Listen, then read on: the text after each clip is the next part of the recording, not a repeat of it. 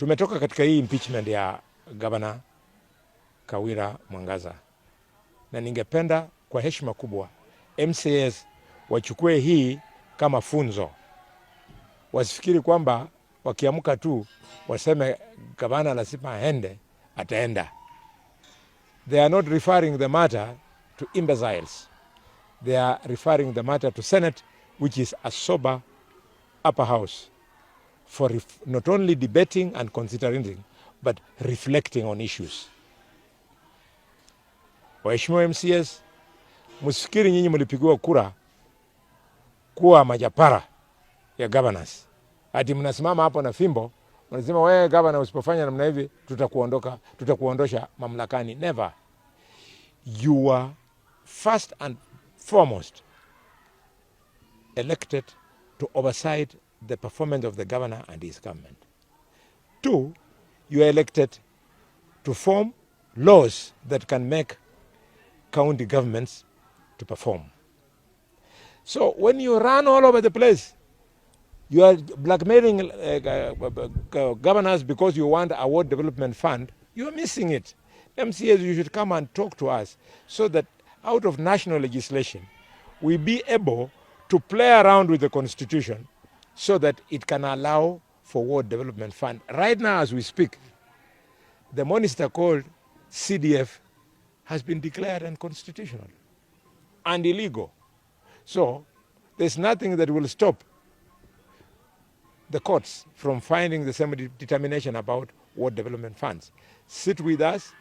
We propose a proper legal instrument that can lead to the amendment of the constitution so that ward development funds become constitutional and legal.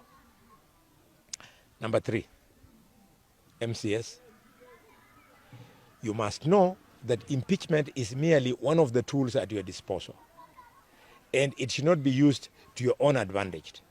We know in some of the cases, in fact, majority of the cases, MCS harass governors because they want to tease them for the governor to succumb and give them money.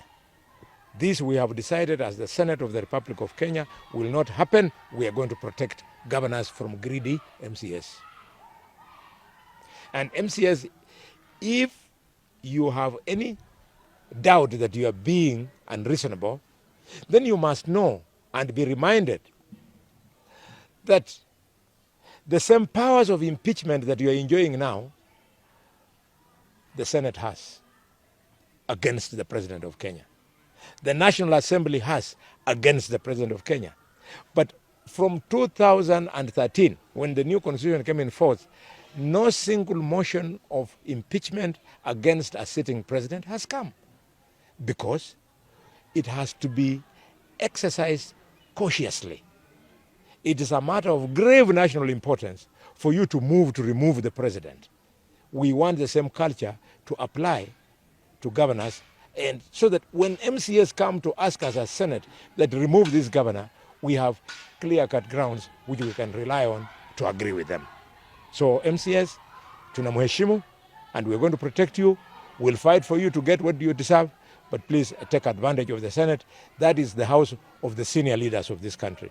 It is not by accident that me, who has been in politics for over 20 years, Wetangula, who has been in politics for over 25 years, we are in the Senate. It is because that is the station. Take advantage of us. We are sorry. We think we are good enough to help you. Take advantage of us. This is the month for people to go to school. I want to appeal to Governor Barasa to avoid putting up a stage which looks like he is setting up voters against MCS. Currently, he's giving 2 million shillings zenye MCS wanastahili kutumia kufadhili masomo ya watoto katika ward. That is too little. We do not have a shortage of schools. We do not have a drought of students in any of our wards.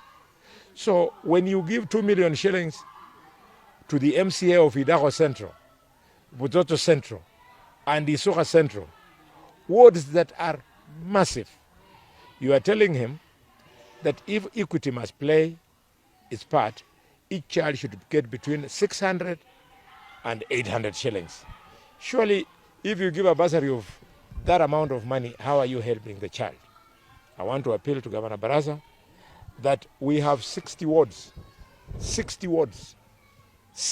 only. And if you give each ward 10 million shillings, that is only 160 million for bursary. That is nothing compared to the size of the budget, compared to the shareable revenue that Baraza will be getting for the next 5 years. We want to see every ward getting a minimum of 10 million shillings for bursary so that watoto wetu wakae kwa shule wasome. And on the strength of this, I'm urging parents not to be attracted by the allure of boarding schools. Wewe ukipeleka day schools, and most of our schools are doing very well.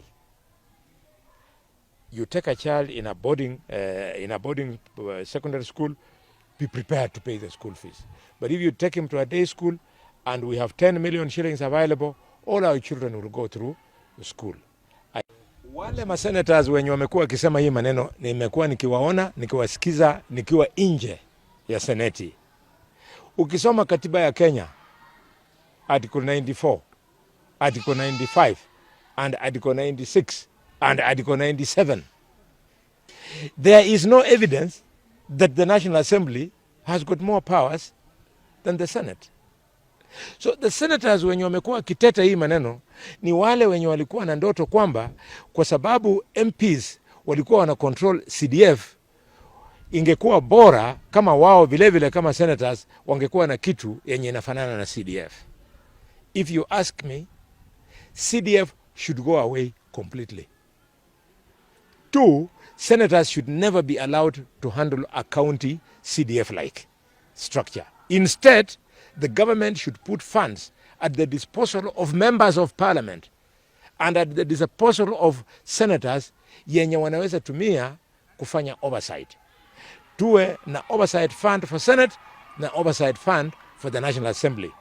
So that when the member of parliament a member of parliament for Lurambi wants to oversight the government, he has at his disposal capacity to help him rely on reports from professionals to audit ongoing government projects and programs in his constituency. But when you ask an MP to start building toilets and building schools, he is now behaving as if he's part of the executive. This is what is making it difficult, and because the bad manners were allowed on MPs, now senators who don't want to focus on their work are saying, we wish also the bad manners were extended to us.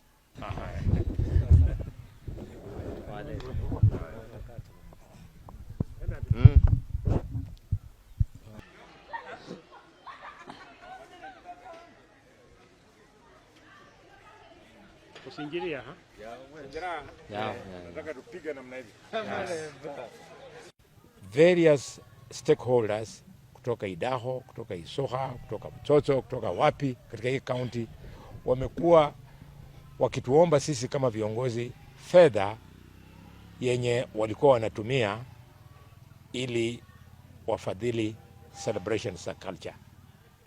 I want to ask Governor Baraza to make a budget next year so that the celebrations of our rich culture are not at a cost to leaders. County government of Kakamega has a ministry on culture. This should be part of the activities, and it's not too much money. They should be able to budget for it so that it is meant to be more participatory and more affordable and more colorful. This business of Luya counties having separate cultural days is furtherance of the elusive Luya unity. If we want to be united politically, it is more hygienic if that unity starts with the way we do our domestic things, culture being the most important. I therefore want to appeal that we find common ground, all the cultures of the Avaluya people to be celebrated only on one day at Muliro Gardens. That way, we shall be sending a message of oneness, a message of unity, a message of our one people.